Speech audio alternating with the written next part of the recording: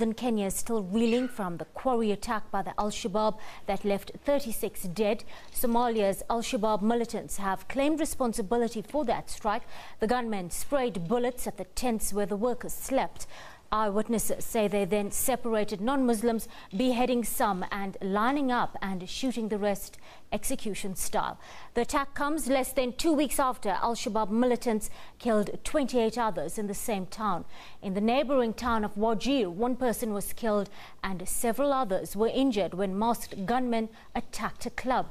Please take note of the sensitive nature of the following visuals. Well, quick and coordinated, the 36 quarry workers were asleep in their tents when the gunmen struck. In neighbouring Wajir town, 3 masked gunmen armed with AK-47 rifles stormed a club where they shot dead 1 person and injured 13 others. Kenya has seen a spate of violent gun, grenade and bomb attacks since the Kenyan Defence Forces entered Somalia 3 years ago. This year alone, close to 200 people have died in terror attacks. At the same time, embattled Kenyan Police Chief David Kimayo has resigned following the strike. Well, our East African correspondent Sarah Kimani is on that developing story, and we're live to her now from Nairobi. Good afternoon, Sarah, and welcome to the PM News Desk. Good afternoon, and thank you for having me. Sarah, has President Kenyatta made his statement yet? Right now, his dispensation is under a great deal of pressure now for failing to secure the nation, and the attack will no doubt put even more pressure on him to ramp up efforts and clamp down on the insurgency?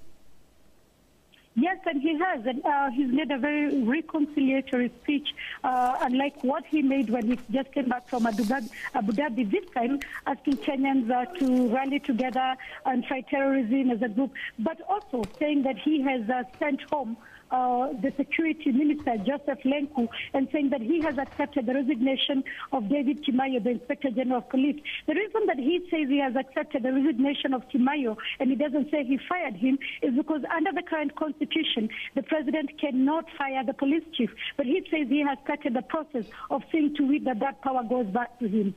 Mandera is a very remote with very rough terrain, Sarah. Are bodies being airlifted at this stage? Yes, we understand the bodies have already been airlifted from the location of the attack, which is about 10 kilometers from where the bus attack happened, and they're now being moved to Mandera District Hospital. From there, they will be airlifted to to Nairobi. We expect them to arrive in Nairobi by the end of tomorrow. The reason they're being airlifted to Nairobi is because most of those who are killed actually are not residents of Mandera. They are people who have just moved to Mandera for work. We understand most of them are from a town in central Kenya called Nyeri. This is the second strike of this nature in such close proximity. Are we seeing these attacks, Sarah, becoming more frequent and coordinated, more brazen and brutal? There were reportings of beheadings in this incident. Yes, and the president in his speech began by saying that the country is under attack. We've never seen him say something like that. In fact, in most cases, he has sounded very, a person who says we are ready to go for battle.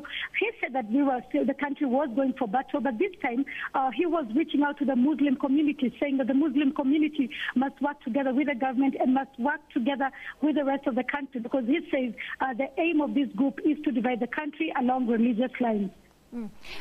Sarah, how are these attacks affecting the economy and the social makeup of the region? We know most of the workers here, skilled and unskilled, are non-Muslims from other parts of Kenya. Many of them, including nurses and teachers, fled Mandera County after last week's bus attack.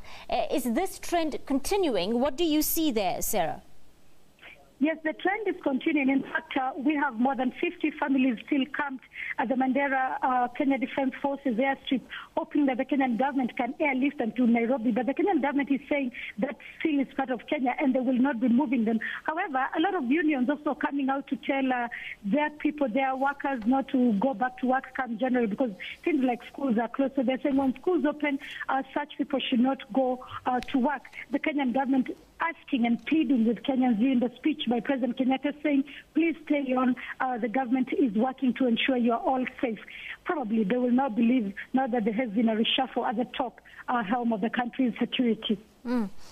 Some accusing Al-Shabaab of trying to fan a religious war in the region. Already some Christian leaders have publicly accused Muslim leaders of not doing enough to tame radicals within their ranks. What's the sense you get on the ground, Sarah? You know, what it's doing is that there's a lot of anger coming out from all sides. Sometimes people, you know, it's people sometimes attacking the government, sometimes attacking the Muslim community, Muslims and Christians, you know, exchanging a war of words. Probably because there has lacked some form of leadership in terms of how well to deal with the problem that has been happening. Once again, quoting from the president's speech, asking the citizens that this is the time for them to be more united than ever, saying that at such times the enemy knows well that by doing this he will be able to divide the country, and it will be impossible then to control the anger that is now spewing out. Thank you, Sarah. Our East African correspondent Sarah Kimani on the line there to us from Nairobi.